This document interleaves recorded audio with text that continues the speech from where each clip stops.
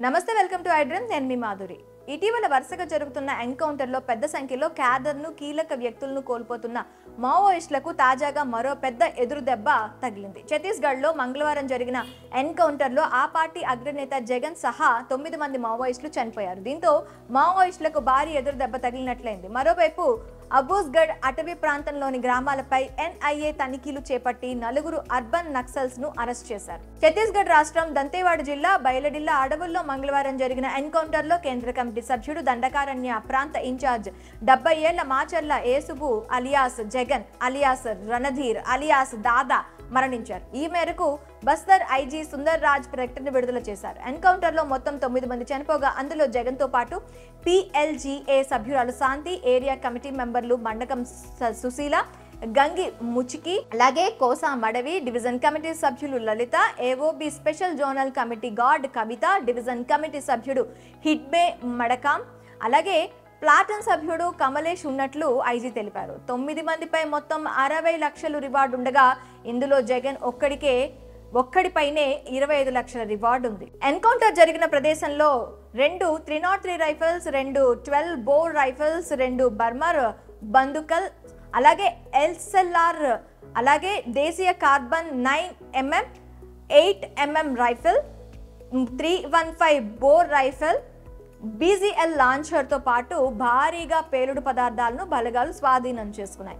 Maoist నేత Macherla Esubu alias Jagan చనిపోవడంతో అతడి సొంతూరు హనుమకొండ జిల్లా కాజీపేట మండలం టేకులవారిగూడెం గ్రామంలో విషాద ఛాయలాలు. రైతు కూలీ సంఘం అధ్యక్షుడిగా పనిచేసే ఏసుబు తరువాత పూర్తిగా అడవులకే అంకితమయ్యారు. మావోయిస్ట్ అగ్రనేత జగన్ దళిత సామాజిక వర్గానికి చెందిన వ్యక్తి. భూస్వామ్య వ్యతిరేక ఉద్యమాలకు ఆకర్షితుడై 1990లో పీపుల్స్ వార్ గ్రూప్ నేత కడారి రాములు అలియాస్ రవి నేతృత్వంలో మావోయిస్టుగా మారి అజ్ఞాతంలోకి వెళ్లారు. అయితే మావోయిస్టుగా మారడానికి ముందు చర్చి పాస్టర్గా పనిచేసినట్టు సమాచారం. ఆయన రైతు ఉద్యమాల్లో పాల్గొనేవారు.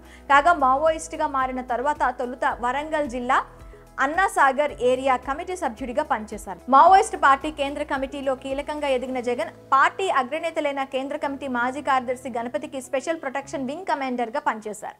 ఆ తర్వాత కేంద్ర కమిటీ మిలిటరీ సభ్యుడిగా బాధ్యతలు తీసుకున్నారు. ఇకపోతే ప్రస్తుతం ఛత్తీస్గఢ్ రాష్ట్ర కమిటీ మిలిటరీ ఇన్ఛార్జ్ గా మహారాష్ట్ర, ఛత్తీస్గఢ్ బార్డర్ ఇన్ఛార్జ్ గా కేంద్ర కమిటీ సభ్యుడిగా కొనసాగారు. జగన్ దాదాపు 35 ఏళ్లు అనేక దాడులు, ఉద్యమాల్లో పాల్గొన్నారు.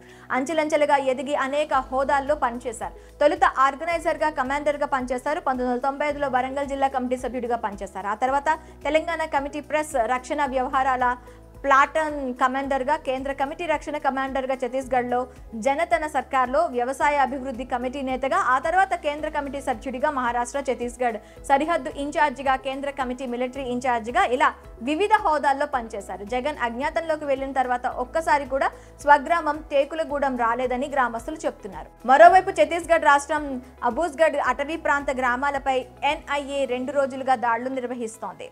నారాయణపూర్ జిల్లా ఓర్చా, కస్తూరిమెట్ట మండలి, అలాగే మల్కల్ గ్రామాల్లో తనిఖీలు చేపట్టిన NIA అర్బన్ నక్సల్స్ అంటూ 4గురిని అరెస్ట్ చేసింది. మొత్తం 35 మంది వరకు అర్బన్ నక్సల్స్ ఉన్నారని NIA ఆఫీసర్లు చెప్తున్నారు. మాట్ బచావో మంచ్ పేరిట గతంలో రోడ్లను తవ్వి చెట్లను నరికి వారు ఆందోళనకు దిగారు. ఈ సంస్థ మావోయిస్ట్ పార్టీకి అనుకూలంగా పనిచేస్తుందని ఆందోళనల పేరుతో భద్రతా దళాలపై దాడులు చేయడంతో ఆయుధాలను ఎత్తుకెళ్లేందుకు కుట్ర చేసిందని NIA ఆరోపిస్తుంది. ఈ ఆందోళనకు కొర్రాం లక్మారాం సూత్రధారి అంటూ NIA అధికారులు కేసు నమోదు చేశారు.